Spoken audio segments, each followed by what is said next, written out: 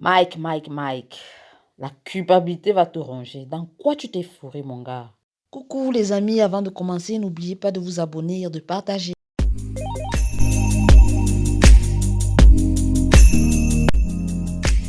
Ombo, Maroudi, vous nous faites quoi là? Qui avait les larmes aux yeux comme moi là? Dans cet épisode d'Impact. Mince.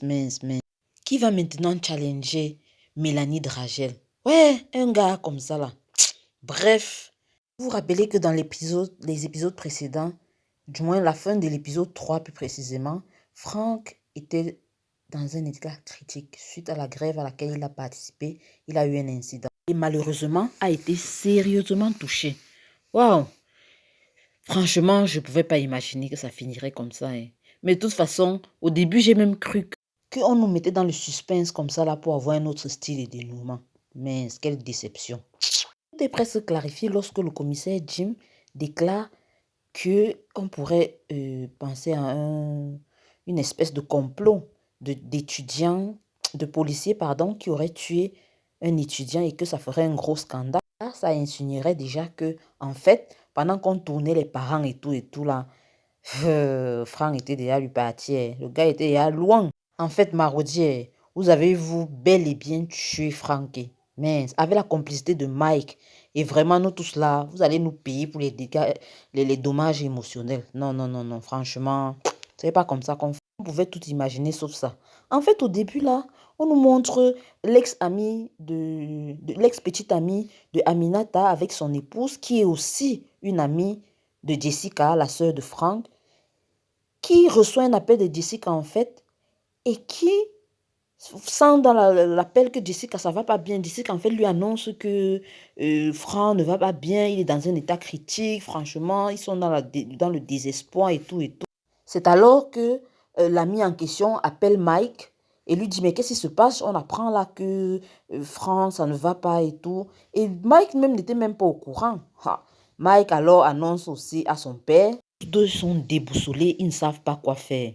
Ce temps, Madame Dragel, Mélanie et Jessica sont en route pour l'hôpital. Et à l'hôpital en question, il y a l'ami de Franck, un de ses amis très proches à qui il a remis une clé USB. On en reparlera. Et qui est aussi en train d'attendre, étant tout paniqué là. Voilà. Mélanie rencontre le commissaire et lui demande, mais qu'est-ce qui se passe? Je veux voir mon fils, je ne sais pas, où est-ce que vous l'avez amené? Le commissaire qui essaie de calmer, d'expliquer, il lui dit même qu'on l'a transféré, les trucs comme ça. Au départ, on la tourne même. Et après, pour lui dire qu'on l'a transféré. Mais la Ngapani, elle dit, mais c'est quoi ça? Transférer mon enfant, depuis quand la police décide de transférer le corps de quelqu'un sans avertir la famille? Elles sont dépassées, mais elles comprennent alors qu'elles ne peuvent rien faire là-bas et on leur demande de rentrer à la maison et d'attendre juste la suite. On nous montre l'ami de Franck, donc, qui se rappelle de tout ce que Franck lui avait dit peu de temps avant sa mort et qui se rappelle de comment il parlait de sa mère. Il était étonné toujours disant que, mais comment tu peux détester ta mère comme ça? Franck lui révèle que non, sa mère n'est pas celle qu'il croit. Sa mère apparemment ne serait pas sa mère. Il le dit car il aurait découvert que sa mère cachait un grand secret. Parce qu'il dit à son ami, mais tu te rends compte qu'elle m'a caché un truc aussi sensible? Non. Et de là, on comprend quel est le secret que Mélanie Dragel cacherait. Ça, c'est un gros point d'interrogation. Peut-être que ça se retrouve dans les clés, mais de toute façon, l'ami de Franck a un gros poids à porter s'il ne sait pas encore de quoi il s'agit. Car sûrement, dans la clé USB que Franck lui a remis, il y aurait toutes les informations. Une bombe, quoi.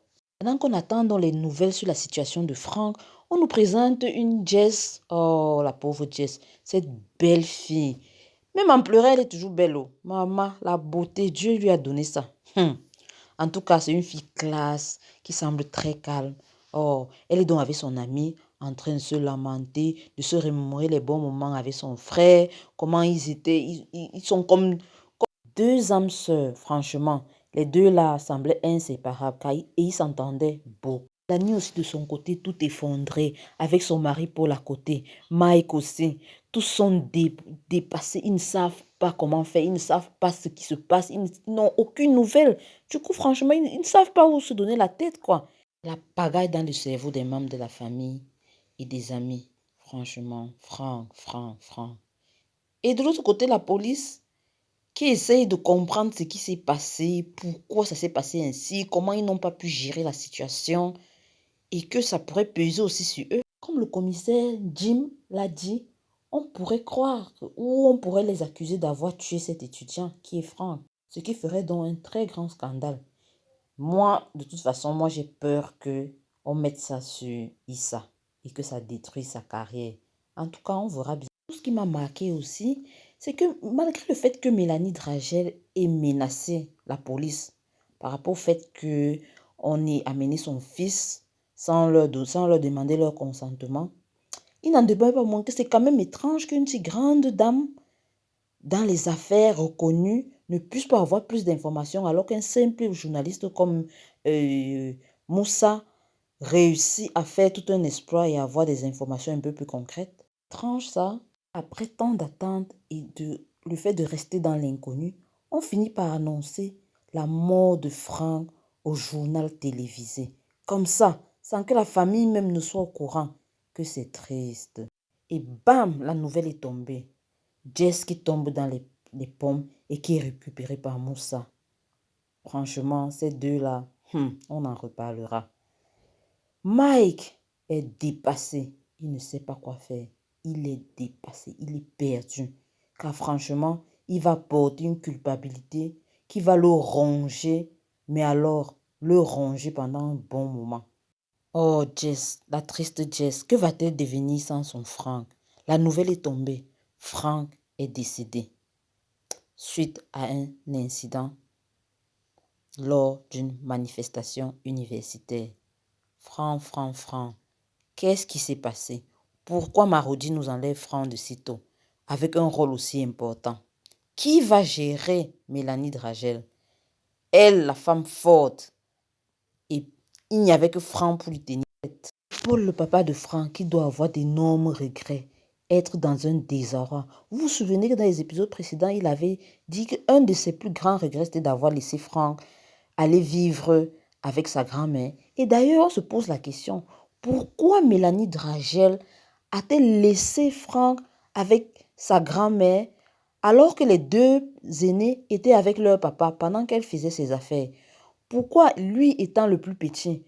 Lui, il avait plus besoin encore de ses parents, même si ce n'était que le papa. Yannick Dragel nous cache-t-elle des choses pas bonnes à voir ou à entendre?